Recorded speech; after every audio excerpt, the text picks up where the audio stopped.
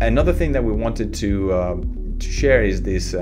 It's the fact that we have reduced the cognitive load to make the UI cleaner and more accessible. This is more of a polish effort where we have collapsible listings, overall the spacing, the arrangement of things, the dimensions, all that we have made sure that it feels just cleaner, less intrusive, all of that. There are improvements around image sizing, the iconography, the typography, improving the reading, the contrast, the keyboard shortcuts. You can now navigate through the entire Penpot UI just using the keyboard. I can press enter, and I can just go into a nested level and continue to use the keyboard.